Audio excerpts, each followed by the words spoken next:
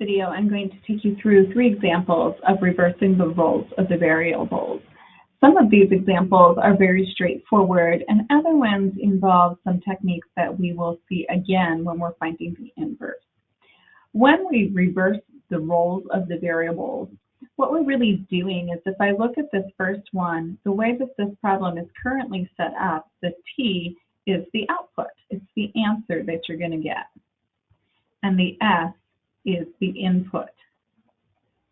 Well, if I take this problem and I solve it for s, which means I get it to be s equals, I've reversed them. So let's try it, and then we'll look at how that plays out. To solve for s means to get s to be all by itself. Currently, there's a 5 with the s, and there's a plus 15 with the s. And I need to move both of those to the opposite side. My steps for solving an equation tell me that I have to deal with addition and subtraction first. So I will start by subtracting 15 from both sides of the equal. Now, what's a little bit different here from solving a typical equation is that the t and the negative 15 or subtract 15 are not like terms. So I can't actually do the math. I just have to write it out. So I now have t minus 15 is equal to 5s. I'm going to keep going because the goal is to solve for s all by itself. So currently s is with 5. I have to do the opposite, which is to divide. The 5's cancel, giving me s all by itself. And s is equal to t minus 15, that entire quantity divided by 5. Now, in this answer, which is still a formula, I have completed the task that I was asked to do, which was to solve for s, and I have reversed the roles. So now I have a formula where s is the output. It is what is calculated by this formula, and t is in the position of input. So if I know t, I can plug it in and figure out s. So I have completely reversed which variable is serving in the position of input and output, or domain and range. So let's take a look at a second one. For our second one, we're going to go down. So we're going to do this one that asked me to solve for b. So as I look through the formula currently, it says a equals c times b plus d times b minus ce.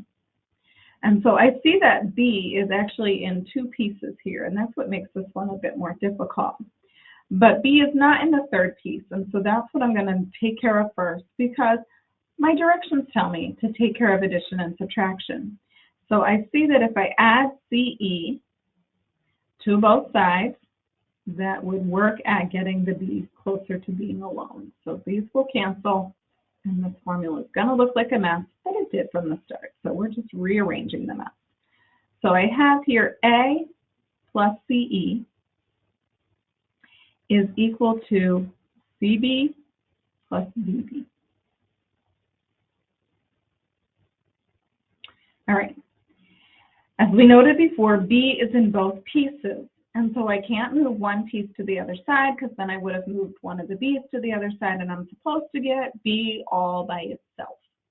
So when I have my variable in more than one term, what I need to do is I need to factor. And factor is the process of turning it into a multiplication problem. So a plus ce, I'm going to let that piece alone, and I'm going to put equal. And what I'm going to do is I'm going to factor the b to the front. So b comes up front because it is a factor of both terms. Remaining in the first term, so I'm going to use parentheses, remaining is a c, and remaining in the second term is a d. So this factoring process is really the reverse of the distributive property. The distributive property, you multiply to both pieces inside the parentheses. The factoring is you pull out the common piece, and inside the parentheses what's remaining. And factoring really helps me in solving because it has turned it into a multiplication problem, which I can then solve out by division, the opposite. So to get b by itself, I will divide by the quantity c plus d, and I have to do that on both sides. And so on the right-hand side, the C plus D cancels, and I have accomplished my goal. I have B, and I have my equal sign, and then I have on the top of my fraction A plus CE, and on the bottom of my fraction C plus D. And so I have accomplished what I was asked to do, which was to solve for B, to get B all by itself. That factor step, excuse me, is the one that's a little bit complicated. So we're going to take a look at a second example that also has a factor. And so on the right-hand side of our screen, it asks us to solve for C. And as I observe the formula, I see that C is in two separate terms. So in this one, there is no term that doesn't have the C. So I don't have any addition or subtraction to do. I'm going to start by factoring out the C. So on the left, I have A equals. On the right, my common factor is C, so I'll pull that to the front. I put a parentheses. What's remaining is B and a plus sign. And then I have to have a placeholder because this has to work that when I do the distributive property, I would return to that original problem. So I'm going to put a placeholder 1 where there was just one C. You can see, and I'll switch pen colors, that if I would distribute, so I'm going to put over here, distribute to check.